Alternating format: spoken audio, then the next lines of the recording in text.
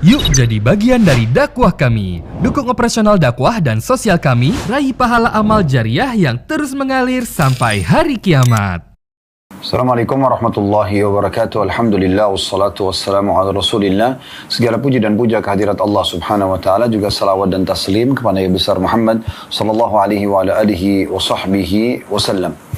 Dari 35 amal pelebur dosa ini, kita sudah membahas 3 bahasan. Dan bahasan kita yang terakhir pada hari Kamis yang lalu, yaitu amal yang ketiga, mengikuti Rasulullah sallallahu alaihi wasallam. Dan kesempatan ini insyaAllah kita akan bahas amal yang keempat dari 35 amal pelebur dosa, yaitu takut kepada Allah subhanahu wa ta'ala. Baik teman-teman sekalian, saya akan membacakan dulu apa yang ditulis sebagai dalil oleh penulis di sini. Bagi teman-teman yang pegang bukunya, di halaman 12, dari Hudzaifah radhiyallahu anhu diriwayatkan bahwa Rasulullah sallallahu alaihi wasallam bersabda, "Kana rajulun mimman kana qablakum yusi'u adh-dhanna bi'amalihi, faqala li ahlihi, idza ana mittu fakhuduni wa dharuni fil bahri yawmin 'asif."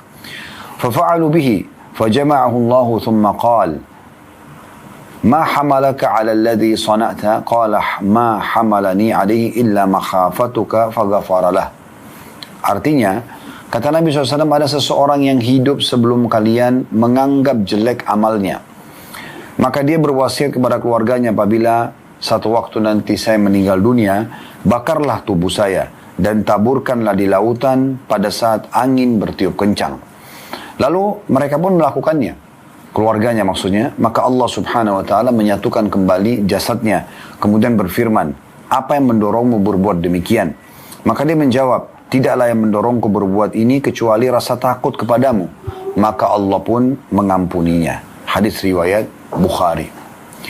Hadis ini bermakna, kita makna global dulu, adalah gambaran tentang bagaimana seseorang mukmin pada saat dia merasa takut dengan Tuhannya, takut akan amalnya belum diterima misalnya, atau takut dosa-dosanya belum dimaafkan, maka ini tanda keimanan. Dan ini sebuah karunia dari Allah subhanahu wa ta'ala, karena rasa takut itu, rasa khawatir ini, itu akan sangat bermanfaat agar dia selalu semangat mengerjakan amal saleh, dan tidak meninggalkannya sama sekali, karena khawatir justru kurang, yang bisa meninggikan derajat dari surga, menyelamatkannya dari siksa Allah. Dan juga dia khawatir kalau taubatnya belum diterima, sehingga akhirnya dia bisa dihukum dengannya walaupun dia sudah bertobat, sehingga dia selalu continue dalam bertobat. Nah, ini sebuah poin penting dalam masalah keimanan seorang mukmin, bagaimana dia memiliki rasa takut kepada Allah subhanahu wa ta'ala. Dan digambarkan dalam hadis ini tentu umat sebelum kita, mereka punya syariat sendiri, yang tentu ada syariat yang bersambung, ada yang sama, ada yang memang berubah, seperti kasus di masa Nabi Musa alaihissalam, disebutkan dalam surah Al-Baqarah, kalau Bani Israel di masa itu mau bertobat kepada Allah subhanahu wa ta'ala, maka mereka disuruh membunuh diri mereka. Allah mengatakan, "Faqtulu anfusakum," bunuhlah diri kalian. Kalau di masa Nabi Muhammad SAW tidak ada perintah untuk membunuh diri kalau seandainya orang bertaubat. Tapi Imam Nawawi rahimahullah mengatakan, kalau seseorang berbuat dosa besar, maka bila dia mengerjakan 3 hal ini, meninggalkan dosa itu seketika, menyesali dan berjanji sama Allah tidak akan mengulanginya, maka ini sudah cukup untuk dimaafkan dosa-dosanya. Nah, di sini Nabi SAW menggambarkan tentang umat sebelum kita. Mungkin di masa itu tidak ada larangan untuk membakar jenazah, kan? Karena di sini dia mengatakan, karena dia khawatir, rasa takutnya yang sangat besar kepada Allah SWT, jangan sampai amal-amal soleh yang sudah dia kerjakan ternyata kurang, kemudian juga dosa-dosanya mungkin yang pernah dia mohon ampun belum diterima. Bukan sangka buruk sama Allah, tetapi dia khawatir. Kekhawatiran ini adalah sebuah poin penting yang membuat tadi saya bilang orang bisa continue menjaga amal soleh, dan juga dia selalu menjauhi dosa karena dia khawatir jangan sampai amalnya kurang atau jangan sampai dosanya belum dimaafkan. Nah, di sini karena dia khawatir luar biasa dengan amalnya, maka dia berwasiat kepada keluarganya, nanti kalau saya meninggal, ini ceritanya jenazahnya, maka bakarlah, dibakar jenazah jasad saya, kemudian debunya itu disebarkan, dibuang di lautan di saat angin lagi bertiup, supaya debu itu menyebar di mana-mana. Dia ingin di sini membuktikan kemahakuasaan Allah Subhanahu wa Ta'ala dan nanti akan menyatukan jasadnya. Dan subhanallah, dalam hadis ini digambarkan Allah Subhanahu wa Ta'ala lebih tahu tentang hambanya ini, dan betul dia menyatukan jasadnya hamba itu. Kemudian menanyakan kepadanya, apa yang membuatmu melakukan ini? Maka dia mengatakan, rasa takut kepadamu ya Allah. Dan Allah lebih tahu hamba itu tulus atau tidak. Memang betul-betul karena dia takut jangan sampai amal solehnya itu kurang, ya, dan jangan sampai juga dosanya belum dimaafkan. Maka dia ingin dengan cara seperti ini nanti dia akan langsung berbicara dengan Tuhannya dan menyampaikan hajatnya. Dan seperti disampaikan dalam hadis ini, terjadi seperti apa yang diniatkan oleh orang tersebut. Akhirnya dia pun dibangkitkan dan Allah bertanya, kenapa kau lakukan ini? Maka dia mengatakan, karena rasa takut kepadamu ya Allah, maka Allah pun memaafkannya. Sekali lagi, ini adalah kemungkinan dan syariat umat sebelum kita, di mana jenazah boleh dibakar, ya, karena orang ingin melakukan, dan ini jangan ditarik kepada kehidupan kita sekarang. Karena Nabi SAW tidak pernah mencontohkan untuk membakar jenazah. Ya. Tapi yang kita ingin titik beratkan dalam hadis ini adalah bagaimana rasa takutnya hamba ini kepada Allah membawanya kepada pengampunan Tuhannya atau pengampunan Allah Subhanahu wa Ta'ala.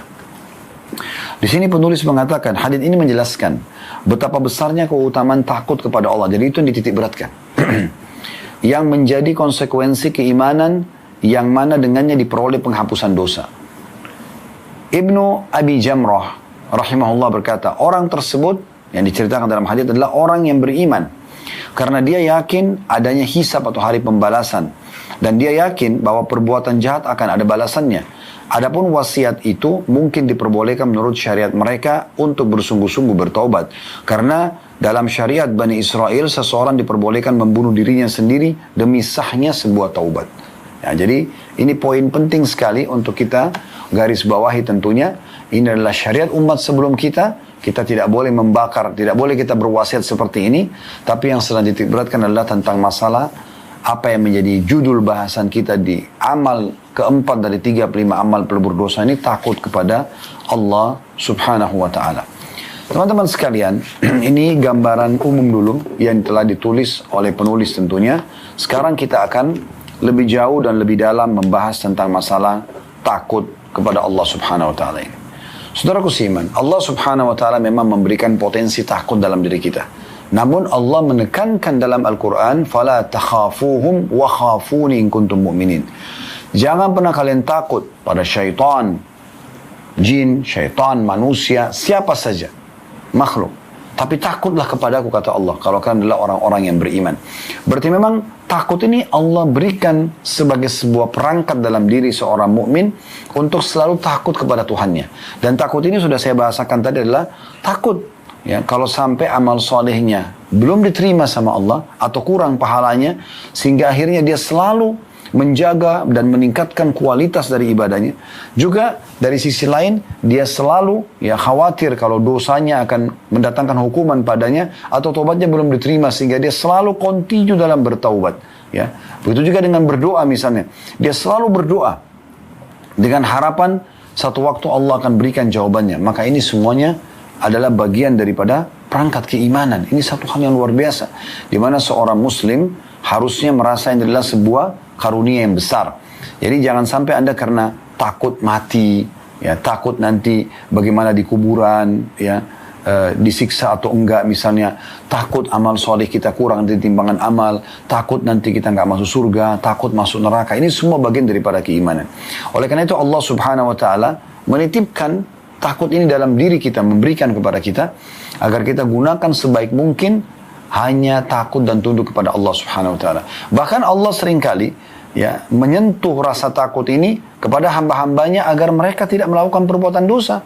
Contoh misalnya, kalau setiap orang mau melakukan perbuatan dosa, apalagi kalau dosa besar, ingin mencuri, ingin berzina, ingin apa saja, ya, memfitnah, pasti Allah mulai memberikan kepada dia rasa khawatir atau rasa takut. Ketakutan ini sebenarnya adalah takut kepada Allah Subhanahu wa Ta'ala. Asalnya kan rasa takut itu takut kepada Allah Subhanahu wa Ta'ala. Maka di sini dia jadi takut. Takut nanti jangan sampai Allah buat orang-orang mengetahui perbuatannya. Takut nanti jangan sampai Allah hukum dia sehingga Allah permalukan misalnya melalui hamba-hambanya, melalui manusia. Maka ini adalah contoh, ya, bagaimana dalam diri kita memang ada rasa takut itu. Orang, teman-teman sekalian, makin mengenal Tuhannya, maka makin takut kepada Allah. Kalau Anda makin tinggi ilmu agamanya, ya, makin sering Anda praktekkan ilmu agama itu, maka rasa takut ini akan makin kental. Ya, akan makin kental. Dan ini membawa kepada kekhusyuan dan ketunduan kepada Allah Subhanahu wa taala yang luar biasa. Makanya para salafus saleh itu dinukil kisah luar biasa dari mereka. Bagaimana Hasan Basri rahimahullah pada saat melihat jenazah, beliau langsung spontan berzikir, memperbanyak zikirnya. Lalu ada yang menanyakan, wahai imam, kenapa anda berzikir? Lalu dia mengatakan kepada orang yang bertanya, berzikirlah, karena yang sedang kita antar sudah tidak bisa berzikir. Langsung dia jadikan itu sebagai momen bagaimana dia bisa segera mendekatkan diri kepada Allah Subhanahu wa taala. Abu Darda radhiyallahu anhu pada saat melihat jenazah, maka beliau langsung berbicara mengatakan, pergilah di pagi hari.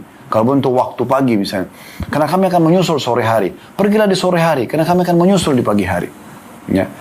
Begitu juga banyak di antara ya ulama-ulama salafus saleh dulu, ada di antara mereka yang sampai pingsan pada saat melihat api unggun, lalu kemudian tubuhnya gemetar dan pingsan. Ya. Ada bahkan di antara mereka yang sampai meninggal dunia karena rasa takutnya kepada Allah Subhanahu wa taala. Jadi memang makin dekat dengan Allah, makin tinggi ilmunya, makin kuat imannya, maka makin kuat juga rasa takutnya.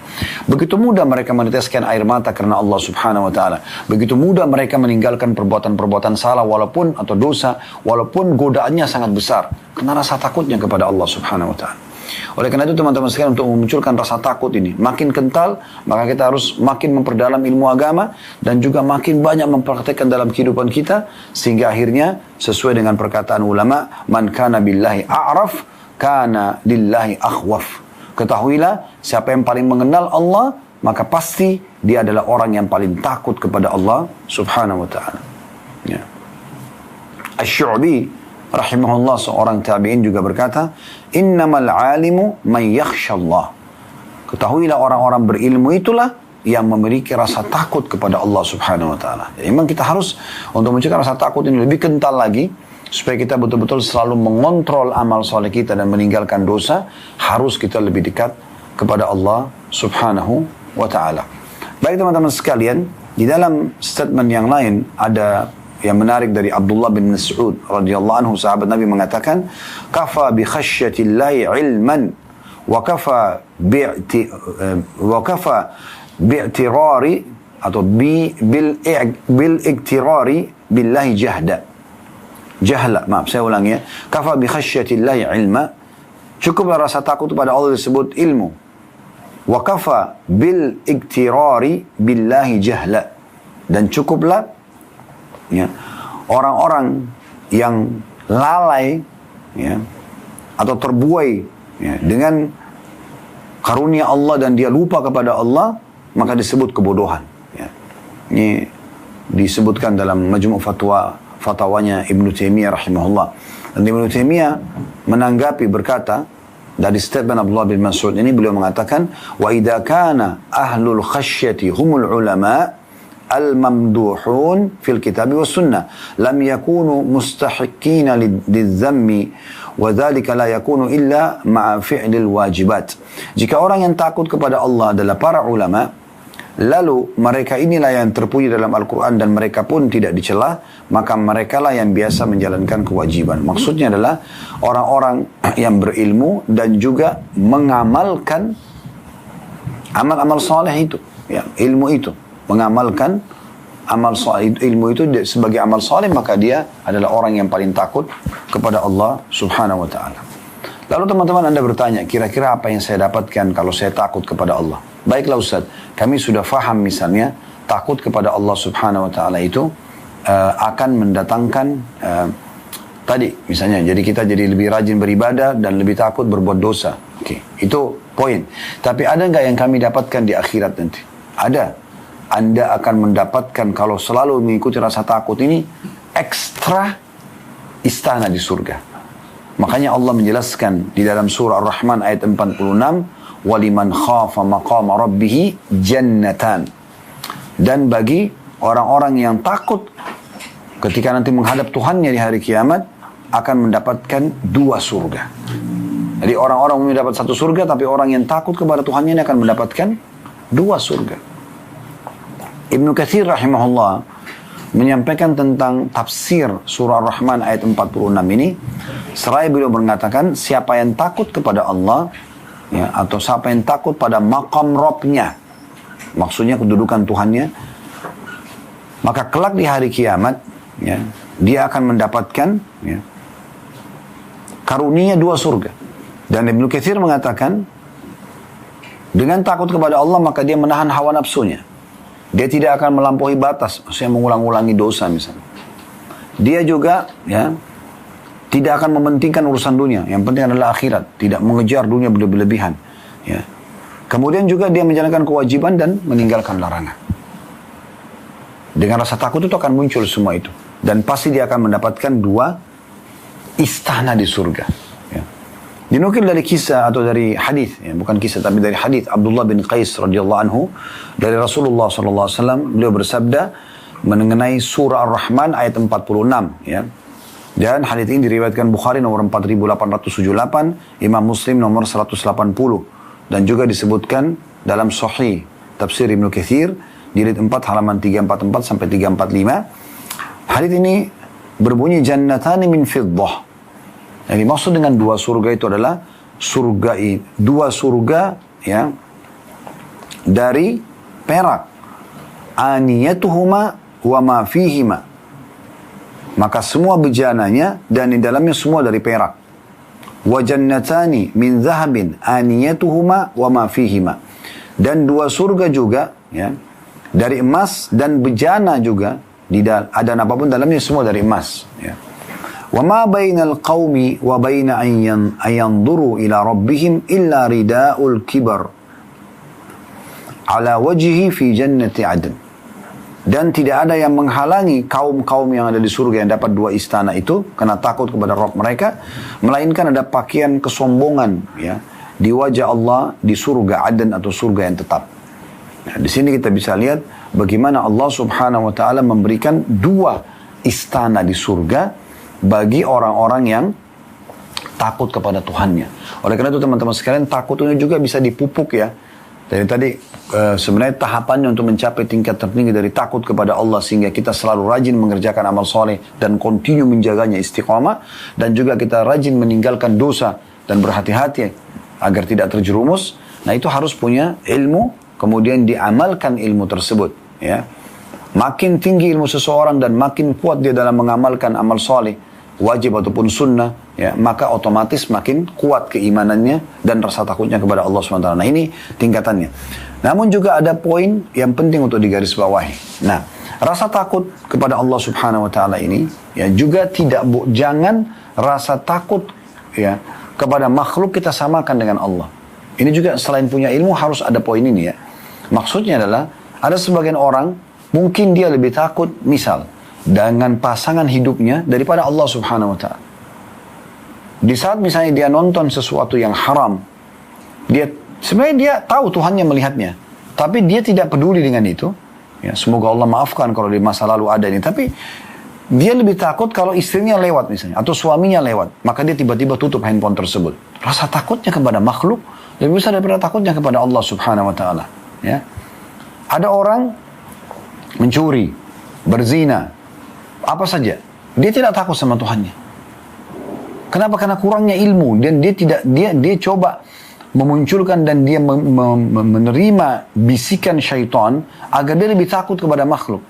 Dia rasa takut yang dibisikkan itu, nanti kalau orang ini tahu kamu pencuri, maka mungkin dia tidak akan pekerjakan misalnya. Jadi arahnya ke situ, bukan justru lebih takut kepada ancaman Allah Subhanahu Wa Taala. Nah, ini nanti akan merusak rasa takut yang sebenarnya. Ya. Juga poin penting yang harus digarisbawahi dalam masalah ini, syaitan selalu menakut-nakuti. Dia mau tunggangi rasa takut kita itu. Sebagaimana Allah Subhanahu Wa Taala menyebutkan, Inna dzalikumus syaitanu yukhawifu awliya'a. Jadi kalau orang mau jihad, orang mau sedekah, orang mau apa saja melakukan perbuatan yang butuh keberanian, ya, misalnya dia sedekah keberanian untuk melawan, mungkin dia pas-pas tapi dia keluarkan sedekah itu, atau jihad berperang jalan Allah, atau bangun sholat malam sementara mungkin dia masih mengantuk, misal contoh, ya, Maka semua itu pada saat dia melawannya dan dia berusaha untuk bangun karena Allah Subhanahu wa taala, dia kerjakan karena Allah Subhanahu wa taala, maka akan aman. Tapi syaitan menakut-nakutinya. Nanti kalau kamu jihad, istrimu akan nikah sama siapa? Gitu kan. Misal, bagaimana kalau anggota tubuhmu cacat? Bagaimana kalau kau ditawan oleh musuh? Yang ditakut-takuti itu semua. Sampai kata Nabi SAW, kalau orang mau berjihad, kemudian dia ditakut-takuti oleh syaitan, tapi dia tetap melaksanakannya, tetap dia pergi sampai dia mati syahid, maka baginya surga. Kan begitu. Begitu juga orang kalau mau sedekah, ditakut-takuti. Nanti kamu mau makan apa? Kamu lebih perlu. Nanti ada gini dan gitu. Sehingga dia tidak bersedekah. Juga dengan sholat malam. Tidurlah. Lebih baik tidur. Mungkin butuh istirahat. Butuh ini dan segala macam. Padahal sebenarnya hak Allah subhanahu wa ta'ala ada di sana. Pastikan teman-teman sekalian, kalau kita dahulukan hak Allah subhanahu wa ta'ala, urusan kita semua akan mudah. Karena semua perkara kita ini, urusan kita, kalau baik, maka karena baik hubungan kita sama Allah. Kalau rusak, maka karena rusak hubungan kita sama Allah subhanahu wa ta'ala. Coba teman-teman sekalian, walaupun ada hal yang sangat penting, misalnya meeting menghasilkan miliaran rupiah, atau pertemuan penting dengan orang lain, yang akan Anda lakukan misalnya selepas sholat wajib. Kadang-kadang ada orang, dia tidak khusyuk dalam sholatnya, karena selalu mikirkan masalah yang urusan sama makhluk tersebut. Pastikan teman-teman sekalian, kalau dia lalaikan sholatnya, kemudian dia mendahulukan, dalam sholat pun dia selalu berpikir tentang masalah urusan dunianya itu, maka itu tidak akan sukses. Tapi coba, Anda lebih konsentrasi dalam sholat, bahkan memohon kepada Allah subhanahu wa ta'ala, agar Allah mudahkan urusan setelah itu. Lihat bagaimana mudahnya dan berkeberkahan yang Allah datangkan dari usaha yang akan kita lakukan setelah itu. Walaupun kita cuma sholat sunnah, coba konsentrasi kita, sujud, mohon kepada Allah SWT dimudahkan, Allah akan mudahkan semua urusan. Berulang kali kami coba praktikin ini, teori ini luar biasa. Jadi walaupun kita ada hal yang mendesak, yang penting sekali, tapi pada saat sedang beribadah kepada Allah, konsentrasi, zikir habis sholatnya kita jaga kehusyuannya. Kalau lagi baca Al-Quran, baca dengan tenang. Kemudian setelah itu baru kita berikan hak makhluk. Subhanallah, keberkahan yang luar biasa Allah berikan. Tapi di saat orang itu buru-buru sholat, karena kenapa? Oh, lagi janjian sama orang.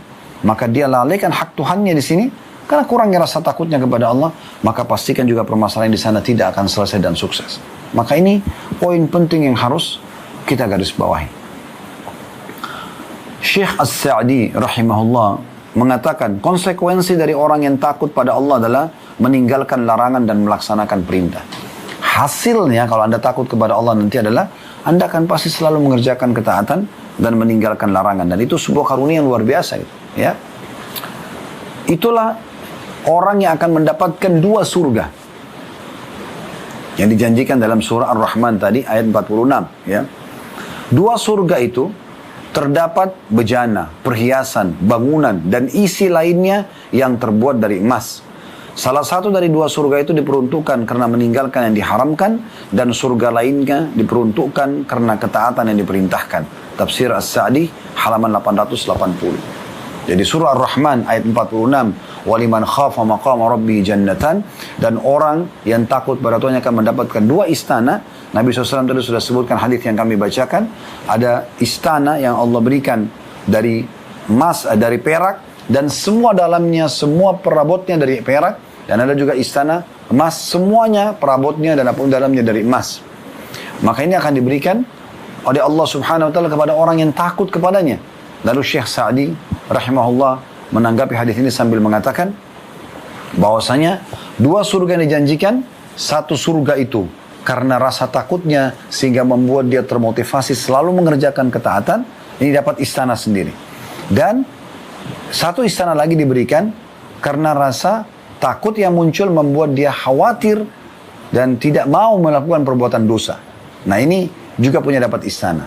Dari sini juga kita ambil pelajaran penting teman-teman sekalian. Ternyata Allah subhanahu wa ta'ala itu luar biasa, luas rahmatnya.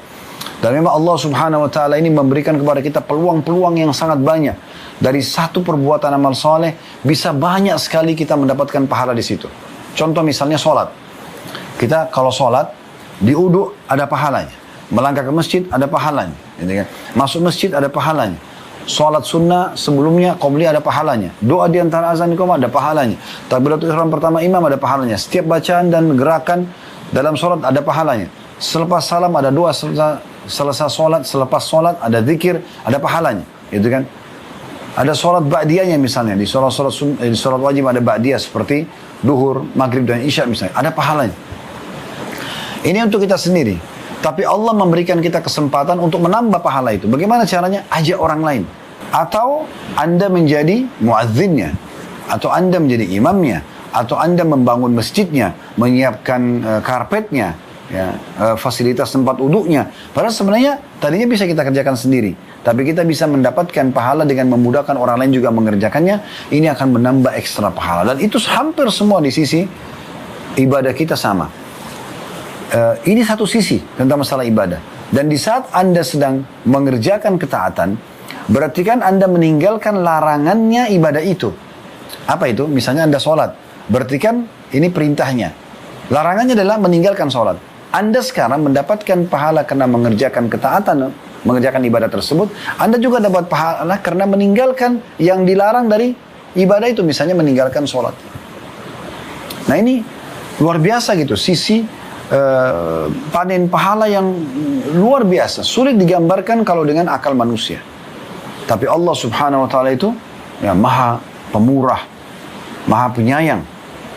Belum lagi Allah kekalkan dalam Al-Quran, ya, man ja'a bil hasanati falahu asyru amthaliha. Siapa yang mengerjakan satu kebaikan akan dilipat gandakan 10 kali lipat. Selain kita bisa dapat pahala dengan cukup banyak dari satu jenis pahala sendiri, tadi sudah kami kasih contoh ya, dengan kita kerjakan dapat pahala, dengan kita ajak orang lain dapat pahala, kita siapkan fasilitasnya juga dapat pahala. Jadi kita punya banyak kantong-kantong pahala di satu jenis ibadah, dan itu bisa terjadi di semua jenis ibadah.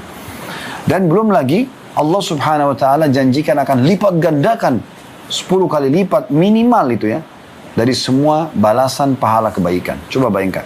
Dan Nabi SAW menyebutkan sebuah hadis yang sangat mulia. Man hamma bihasanatin walam ya'malha. Siapa yang niat ingin mengerjakan satu kebaikan dan belum sempat mengerjakannya. Baru niat sholat malam, baru niat sedekah, baru niat hadir majelis ilmu, baru niat mau membantu, menjenguk orang susah, menjenguk orang sakit, bakti orang tua, haji dan umroh, jihad, apa saja. Baru niat. Belum sempat melakukannya, karena belum punya peluang untuk itu, kutiba lahu hasanatun kamilah. Dicatatkan baginya satu pahala lengkap. Baru niat saja. Oleh karena itu sering kami ingatkan teman-teman sekalian, kalau mau tidur malam, jangan cuma langsung tidur. Niatkan sholat malam. Kalaupun kebablasan tidur sudah mendapatkan lengkap pahala itu. Kata Nabi SAW, fa'in amilah, kutiba lahu asyru adha'afiha ila 700 difin ila adha'afin kathira. Kalau dia betul-betul kerjakan apa yang sudah diniatkan dari amal soleh, dia bangun sholat malam tadi, dia betul-betul silaturahim keluarga, dia betul-betul bakti sama orang tua hari itu, dia betul-betul jenguk orang sakit, dia apa saja amal soleh yang sudah dia niatkan, dia kerjakan, diberikan 10 kali lipat dari pahala tersebut sampai 700 kali lipat.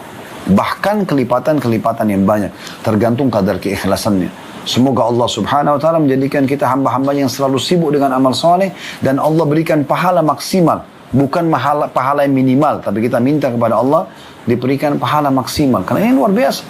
Lalu kata Nabi SAW, sebaliknya, وَمَنْ هَمَّ بِسَيِّئَةٍ وَلَمْ يَعْمَلْهَا kutiba lahu hasanatun kamilah. Siapa yang niat mengerjakan satu perbuatan dosa, niat ingin berzina, niat ingin berbohong, menipu, dan segala macam, lalu dia batalkan karena Allah, dicatatkan baginya satu pahala. Berarti kan ada sumber pahala dari amal soleh yang kita kerjakan, ada sumber pahala dari pembatalan dosa. Yang itu. Nah ini tadi yang kita jelaskan itu. Kemudian kata Nabi SAW, wa in amilah kutiba lahu sayyi'atun wahidah. Dan kalau dia kerjakan dosa itu hanya dicatatkan baginya satu dosa saja. Karunia apalagi teman-teman sekalian yang kita harapkan lebih daripada ini dari Allah subhanahu wa ta'ala. Apalagi memang Allah dasarnya memberikan lebih banyak daripada itu. Sampai Allah mengatakan, wa in ta'uddu ni'matallahi la tuhsuha.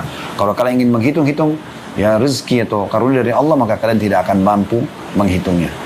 Baik teman-teman sekalian, kita melanjutkan sisa bahasan kita berhubungan dengan masalah takut kepada Allah subhanahu wa ta'ala. Kembali saya ingatkan lagi apa yang kita sudah singgung di sesi awal tadi dari materi kita. Takut kepada Allah subhanahu wa ta'ala adalah sebuah perangkat keimanan yang sangat mahal. Di saat muncul rasa takut itu dalam diri Anda, dalam jiwa Anda takut jangan sampai amal soleh saya ini kurang. Maka Anda selalu dengan itu meningkatkan kualitasnya dan menjaga ya, agar dia selalu continue Anda kerjakan terus menerus. Dan juga Anda khawatir dan takut jangan sampai kalau terjerumus dalam dosa ini malah saya akan dihukum oleh Allah subhanahu wa ta'ala. Maka ini sebuah karunia yang luar biasa. Bilal radhiyallahu anhu, Abu Darda radhiyallahu anhu, dan hampir mayoritas sahabat. Kalau kita nukil kisah-kisah di hari wafatnya, menjelang wafat mereka, umumnya mereka ditanya, apa yang Anda khawatirkan? Umumnya mereka mengatakan dosa dan perjalanan masih jauh. Kok bisa? Figur seorang muazzin Nabi Bilal, sepanjang hidupnya azan, sepanjang hidupnya mendampingi Nabi SAW, lalu kemudian menjadi pasukan terbaik dan sahabat terbaiknya Abu Bakar, pasukan terbaik dan sahabat terbaiknya Umar radhiyallahu anhu ajma'in. Sepanjang hidupnya, di akhir hidupnya selalu jihad, dan sampai termasuk Bilal lah orang salah satu dari 12.000 pasukan muslim yang masuk, ya, atau sekian ribu pasukan muslim yang masuk menembus, ya, istana putihnya Kisra. Beliau luar biasa gitu. Ini hidupnya sepanjang hari itu semuanya ibadah. Abu Darda itu terkenal dengan seorang abidnya sahabat, ahli ibadahnya sahabat. Bagaimana beliau selalu mengisi hidupnya, saking sukanya sama ibadah, sampai pernah beliau setiap hari puasa dan setiap malam tidak pernah tidur, selalu sholat malam. Dan Nabi SAW tegur untuk memperbaiki, untuk meringankan itu, agar memberikan jasadnya manfaat dan segala macam. Jadi selalu sibuk. Apa yang membuat mereka sibuk seperti ini? Karena rasa takutnya kepada Allah SWT. Karena dia takut kepada Allah, akhirnya mereka jadi tidak mau lalai. Jangan sampai nanti kurang nih. Sebaliknya orang kalau tidak ada rasa takut ini dalam dirinya, tidak ada kekhawatiran, maka kita akan temukan orang ini selalu lalai. Ya sudahlah, sholat tidak masalah, ibadah nggak ada masalah, khusyuk atau nggak khusyuk nggak penting, gitu kan? Yang penting sudah dikerjakan. Kayak tadi Jumatan, yang penting hadir, ya, meramaikan misalnya, atau sebagai pengguguran terhadap satu kewajiban. Ini sayang sekali, sayang sekali. Tapi kalau orang yang sudah memiliki ilmunya seperti yang kita pelajari pada siang ini, semoga Allah SWT berkahi ilmu ini, adalah orang yang memang menunggangi potensi takut dalam dirinya justru untuk mengerjakan ibadah dan meninggalkan larangan karena takutnya kepada Allah Subhanahu wa ta'ala. Ini poin penting. Kita bisa lihat bagaimana Allah Subhanahu wa ta'ala berfirman juga dalam surah Al-A'la ayat 9 sampai ayat 12, ya. Yang bunyinya, fadzakir, ya, inna fa'ati dzikra. Berikanlah peringatan, karena peringatan itu akan bermanfaat. Saya dzakkaru may yakhsha. Dan manfaat itu akan didapatkan bagi orang yang takut kepada Allah. Jadi manfaat dari keimanan, manfaat dari ketaatan, sehingga melahirkan kebahagiaan, rezeki yang melimpah, ya, pemenuhan kebutuhan, solusi dari permasalahan di dunia dan juga puncaknya di surga di akhirat sana, itu akan diberikan justru kepada orang yang takut kepada Allah. Wa yatajannabuhal ashqa, dan justru orang-orang celaka yang selalu menjauhkan diri dari, ya, peringatan-peringatan Allah Subhanahu wa taala, melalaikan dan menganggap tidak penting untuk takut kepada Allah. Alladzi yaslan naral kubra, dan mereka itulah orang-orang yang pasti akan memasuki neraka yang besar atau api yang besar, maksudnya adalah neraka, ya. Tsumma la yamutu fiha wa la yahya, dan di dalamnya dia tidak hidup juga tidak mati, disiksa terus, ya. Qad aflaha man tazakka. Oleh karena itu beruntunglah orang-orang yang justru dia, maaf ini sampai ayat 14, ya. Maka beruntunglah orang-orang yang justru, ya, mensucikan dirinya, dia berusaha kembali kepada ayat, ya, 10 tadi, itu orang-orang yang takut kepada Allah Subhanahu wa ta'ala. Ibnu Taimiyah rahimahullah memberikan pendapat, tentu banyak pendapat beliau tentang masalah takut kepada Allah SWT, tapi diantaranya adalah beliau mengatakan rasa takut pada Allah membuat seseorang itu takut memang kepada Allah yang sebenarnya. Kalau takut yang sebenarnya pasti akan takutnya kepada Allah Subhanahu wa ta'ala. Mau orang lihat, orang tidak lihat, ya. Mau ada konsekuensi lanjutan hubungan sama manusia atau putus hubungan dengan manusia, ya. Hilangnya fasilitas dunia, ya, atau bertambahnya fasilitas dunia itu tidak akan pengaruh bagi dia. Bagi dia adalah yang terpenting bagaimana Allah Subhanahu wa ta'ala ridho. Ini penting sekali. Berapa banyak orang yang tadinya mau mengerjakan perbuatan dosa, dia batalkan karena dia takut kepada Allah SWT.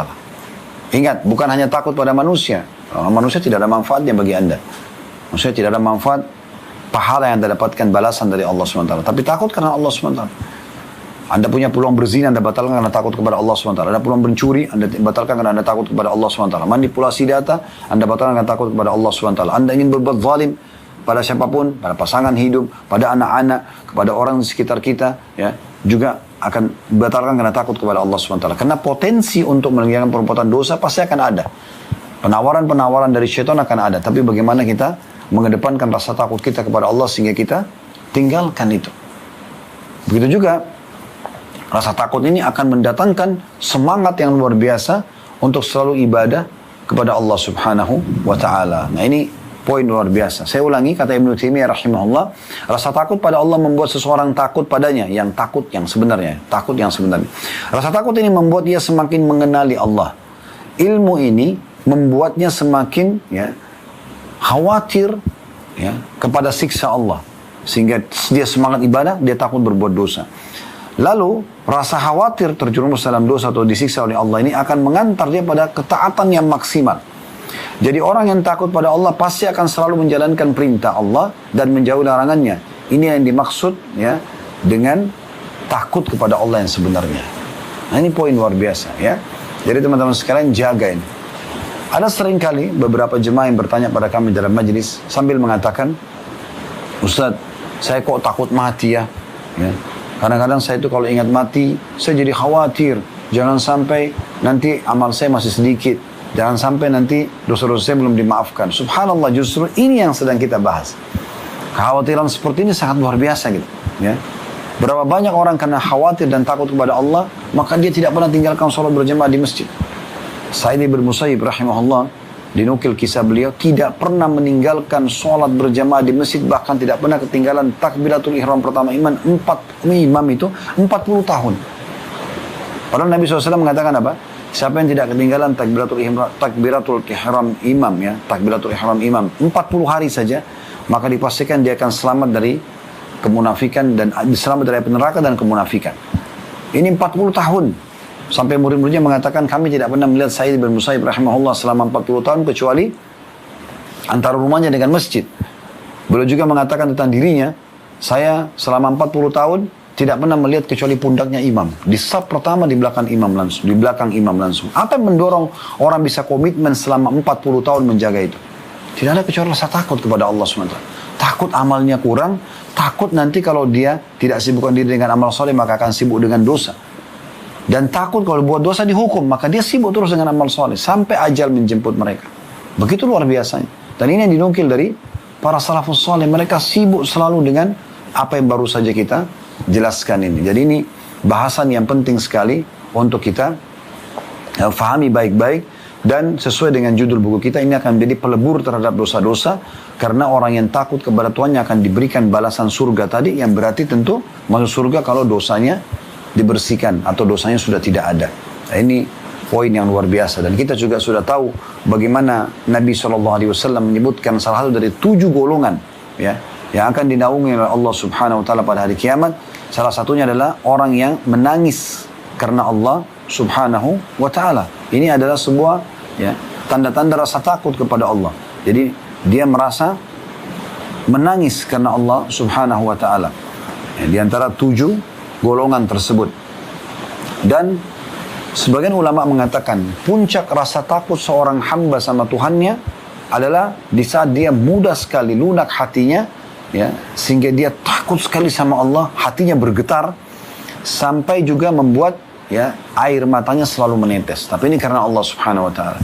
Makanya Allah sebutkan di dalam surah Al-Anfal surah nomor 8 ayat 2, gabungan antara kedua ini, hatinya bergetar dan akhirnya air matanya menetes.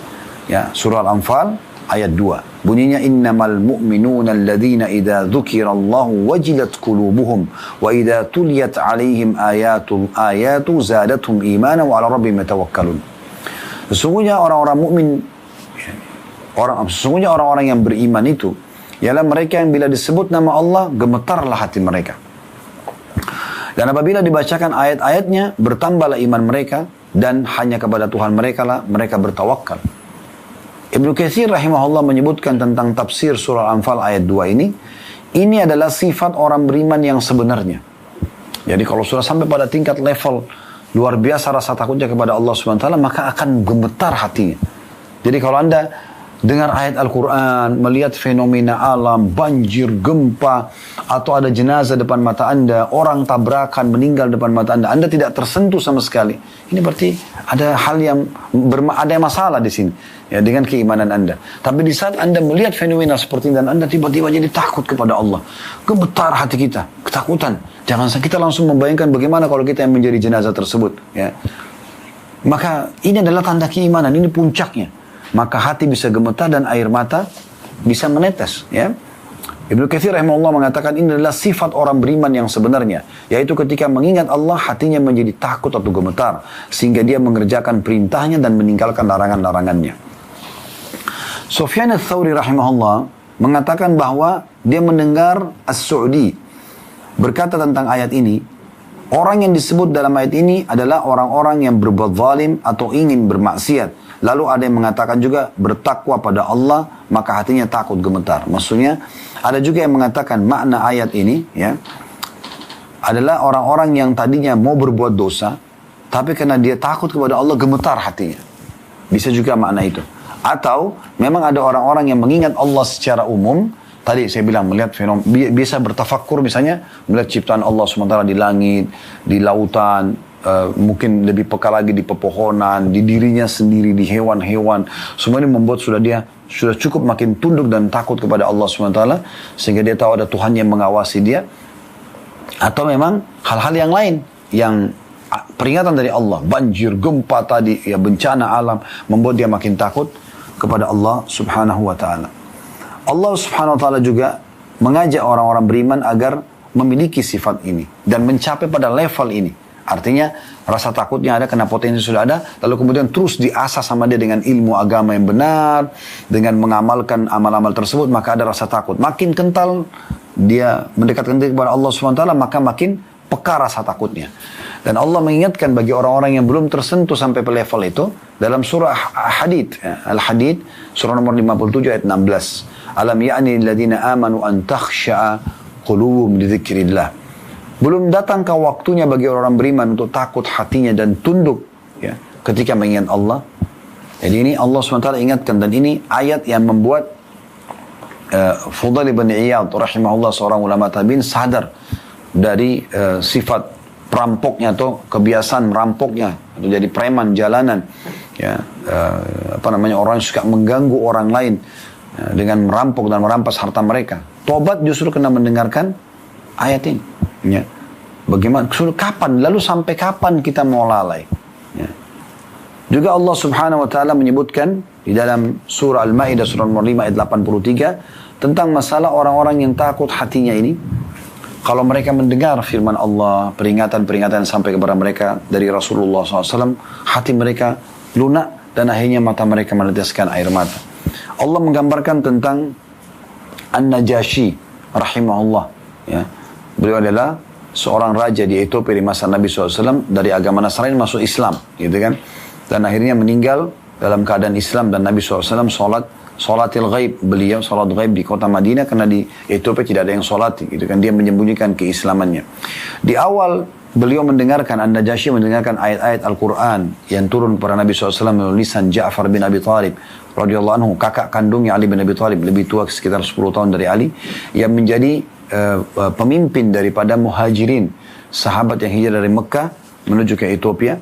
Ayat itu berbunyi dalam surah Al-Maidah ayat 83, wa idza sami'u ma unzila ila ar-rasuli tara a'yunum tafidu min ad-dam'i mimma arafu min al-haqq yaqulun rabbana amanna faktubna ma'asy syahidin. Dan apabila mereka mendengarkan apa yang diturunkan kepada Rasul, maksudnya Muhammad SAW, maka melihat mata mereka mencucurkan air mata disebabkan kebenaran Al-Quran yang telah mereka ketahui dari kitab-kitab mereka sendiri. Seraya mereka berkata, ya Tuhan kami telah beriman, maka catatkanlah kami bersama dengan orang-orang yang memberikan kesaksian tentang Al-Quran ini dan juga risalah Nabi Muhammad SAW. Sebagai penutup teman-teman sekalian, renungilah sabda Nabi SAW penutup menjelaskan, menguatkan apa yang kami sampaikan tadi. Makin takut Anda kepada Allah, maka makin mudah hati ini dan makin mudah meneteskan air mata. Kata Nabi SAW, ainani la tamassuhuman nar, dua mata yang tidak akan pernah disentuh oleh api neraka. Ainun bakat min khasyatillah. Yang pertama adalah mata yang meneteskan air mata karena takut kepada Allah. Dan tidak mungkin kita meneteskan mata takut kepada Allah kecuali memang ya kita punya rasa takut itu sendiri. Ya. Yang akhirnya kita karena menikmatinya ibadah, nikmatnya ibadah itu sholat sekarang, kita sampai meneteskan air mata dan kita bersyukur sama Allah diberikan kesempatan itu. Atau kita bisa saja meneteskan air mata karena takut atas dosa yang pernah kita lakukan lalu kemudian taubat dan belum diterima oleh Allah Subhanahu wa taala. Yang kedua, wa'inun batat tahrusu fi sabilillah. Mata yang begadang justru karena berjaga di jalan Allah Subhanahu wa taala atau di perbatasan antara pasukan muslim sama pasukan kafir. Allahu a'lam. Kalau ada benar dari Allah, kalau ada salah dari saya mohon dimaafkan. Subhanakallahumma bihamdika asyhadu an la ilaha illa anta astaghfiruka wa atubu ilaik. Wassalamualaikum warahmatullahi wabarakatuh.